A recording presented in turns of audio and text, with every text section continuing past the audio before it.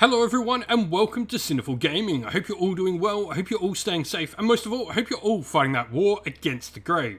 Today's video we're going to talk start collecting Warhammer 40,000, and today we're going to look at something a little different because we're going to look at how you can start a Warhammer 40,000 army for the Space Marines using just 3 box sets, and 2 of those being multi-model kits like the Space Marine Combat Patrol we've got pictured here, the other multi-kit being the Space Marine Boarding Patrol box set, and then adding in a character of flavour of your choice. So with that said, we're going to go through, talk about all the box sets in turn, look at the units in them, how they can be built, and what you get out of each box set, before finally finishing off the video with a little sample army list for you to use as some inspiration for starting a Space Marine army nice and cheaply, or at least as cheaply as you possibly can. So, with that said, first of all, we get a Lieutenant in Phobos armor in this box set. Now, it should be said that the Lieutenant in Phobos armor, Infiltrators, Suppressors, and Eliminators are push-to-fit models. They are single-pose models. There isn't any customization available with them. They're from an old sort of starter set that came out just before these kits got their full release, so they do not have all the options. They are what you see pictured here, but the Impulsor is a full kit, so you can build all the options for your Impulsor, which, you know, I think is the most important one here to have all your options for. Maybe except those Eliminators who do have some other cool weaponry. But with that said, Lieutenant of Phobos armor, you've got a 6-inch move, which is nice. Weapon skill, ballistic skill 2+, strength, toughness 4, 5 wounds, 4 attacks, leadership 8, and a 3-up save. Everything you expect from a Space Marine character. Now, tactical precision, this is the aura that all lieutenants will generally get. You reroll wound rolls of 1 for Ultramarine core units or Space Marine core units within 6-inch. And company heroes, if your army's battleforged, you can include lieutenant in a detachment. The second lieutenant you include doesn't take up a slot, so you can have effectively 2 lieutenants for every HQ slot you have, which is pretty cool. Now, other than that, he's got paired combat blades for -1 AP damage 1 melee attacks, and then got Master Crafted Oculus Bolt Carbine, which stops cover working against him, which is really cool. Now, joining him, we have 10 Infiltrators. These are a nice Space Marine, well, infiltrating unit.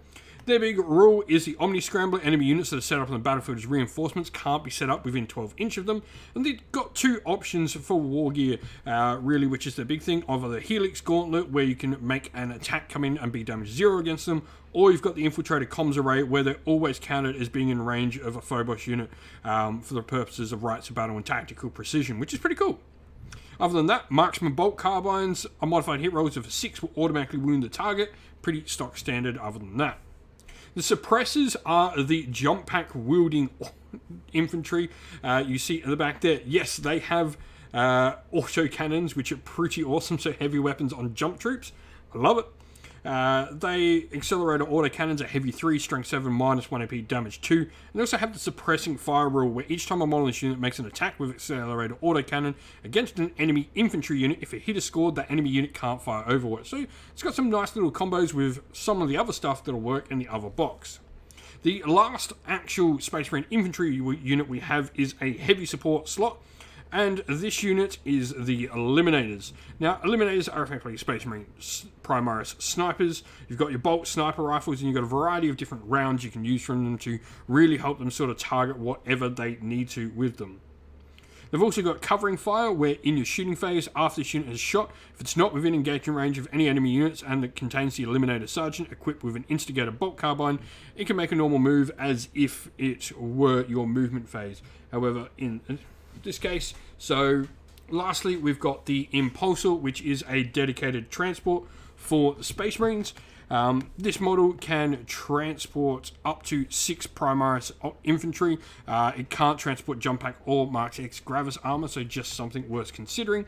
Generally, you'll probably, I would say, be looking to combat squad something in here for the game. So up to you, sort of what you want to put in there. And so then we have the Space Marines Boarding Patrol. First of all, character-wise, this contains a captain in Gravis armor. He's got some cool rules. First of all, weapon-wise, he's got the Gravis fighting style, where if he's equipped with a chainsword, he gets an extra 2 attacks to a maximum of +3. So this, you know, combines with a chainsword already giving him +1 attack. He then also can have a power sword to get 2 extra attacks, or if he's got a power fist, he gets 1 extra attack with that weapon. So Some interesting options on how you can get some more weapons out of this. You can't use a relic with any of these upgrades. So as soon as you upgrade to a relic, he goes down to his base sort of profile. Now, he's got Rights of Battle where he gives out reroll hit rolls of 1 from being a captain. This goes nicely with the lieutenant, so we can get reroll hit rolls of 1 and reroll wound rolls of 1. A 4-up invulnerable save, and then he's got his Bolt Storm Gauntlet as well, where in melee, this is times 2 strength, minus 3 AP, damage 2. And it also has a pistol 3, strength 4, minus 1 AP, damage 1 as a ranged attack. Joining him, we have 2 troops choices. The first of these being Assault Intercessors. This is a unit we want to be charging. This is where I was talking about suppressors can really go hand in hand working with one of the units because they can stop an Overwatch coming into this unit. Now, the Assault Intercessors have their heavy bolt pistols and chainswords as their standard weapon loadouts. And really, there's not an awful lot to the unit. They're Space Marines in combat, exactly what you think you're getting. The Sergeant has a variety of different options. Thunder Hammers, particularly nice. Times 2 strength, minus 2 AP, damage 3. Pretty solid there. Now, the other unit we get inside this is a unit of heavy intercessors. These are really fun because they do have a few different options. Now, first of all, they are in Gravis armor, so this means they're toughness 5 Marines, which is awesome. But they've got the options for either taking Executor, Hellstorm, or regular heavy bolt rifles. Now, these all have different weapon profiles and they also work better against certain targets. It's really up to you on how you want to equip it. They can be troop killers, they can be more marine killers, they can be somewhere in the middle. And effectively, they can also have a heavy bolter for every 5 models in the squad, and that one can have a heavy bolter associated with whatever type you're taking as well. And so the last box set, like I said, a Space Marine character. For me, I like the Chaplain. I think he brings a lot to the Force. He's going to give you the litanies and going to give you some cool ways to get some buffs off. I think he is particularly nice when you combat squad up that Assault Squad. So you have 5 of the Assault Squad along with the Chaplain in that Impulsor. I think it's probably the best use of that Impulsor. But you could easily go with some other options as well. You've got to find a few points to maybe fit in the Librarian because he's a little bit more expensive. But you could also grab something like an Apothecary, a Tech Marine, another Lieutenant as well. All of those options will certainly work, or even something like a Blade Gun Ancient or a Primaris Ancient could all fit in this role as well as this additional little character for your Force. And so here we have our sample army list. So we've gone for taking the Ultramarines in this for the purpose of the video. For me, I like the Ultramarines. I think they add quite a nice little bit. They're really simple to play. You've got a lot of sort of baseline profiles, which is really nice. And just, you know, they're a good way to begin playing your Space Marines. But you could certainly play with an Ultramarine successor. There's so many different color schemes out there, or make up your own. 9 out of 10 Space Marine chapters are an Ultramarine successor anyway. So we've gone for, first of all, taking our Captain Gravis armor, who is going to be our Warlord, and then we've also gone for spending 2 command points on this model, giving him both a relic and also a Warlord trait.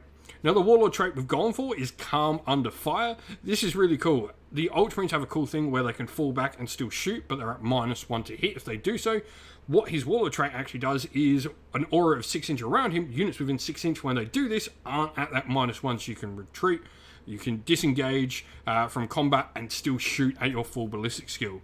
Now, we've then gone the Relic, which is going to be the Sanctic Halo. This turns his Invon into a 3+, and also gives the ability to deny Psychic Power as well during the enemy's turn, which I think is a nice little bit of extra defense. Lieutenant in Phobos armor is there as well, and then we've gone the Primaris Chaplain with Litany of Faith, just a standard prayer, but really, whichever litany you think works, take whichever one you like. Troops-wise, we've got the 9 Assault Intercessors with the Sergeant, fully equipped with a Thunder Hammer and Plasma Pistol. And then we've got the Heavy Intercessor Squad. I've gone here for the Hellstorm rounds, but really it is up to you. They don't cost any more points. It's up to you what option you like best. 9 Infiltrators, the Suppressors, the Eliminators, and the Impulsor with Fragstorm Grenade Launchers, Iron Hail, Heavy Stubber, and Shield Dome, my preferred loadout for that vehicle. If you've been playing with Space Marines, especially Ultramarines in Warhammer 40k, let us know your thoughts on these box sets combined, how you would combine them, what your loadouts would be, down in the comments below. And so that's the end of the video. Thank you all for watching. We hope you enjoyed the video. If you did, please don't forget to leave a like and subscribe to the channel, and also drop a comment down below letting us know what you thought of the video. If you'd like to come chat more with me and other members of our little community here at Sinful Gaming, we have a Discord server which is linked down in the video's description. Also linked down in the video's description are the best ways to help support the channel, either by Patreon or YouTube members, or by grabbing yourself some channel merch from our Teespring or Ko-fi stores.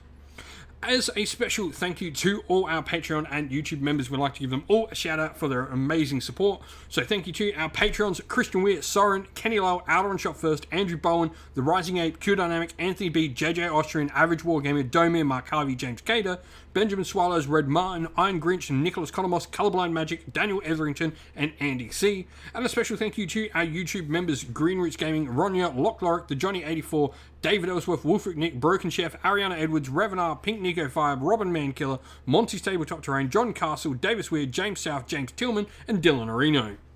Lastly, a special thank you to Lady Witchfox Art, who does all the amazing artwork you see here on the channel. Thank you for everything, and also a massive thank you to all our moderators on our Discord server and everyone that comes and helps film the battle reports on the channel. Thank you all once again. Stay safe everyone, stay well, and most of all, keep fighting that war against the grey. Ciao for now.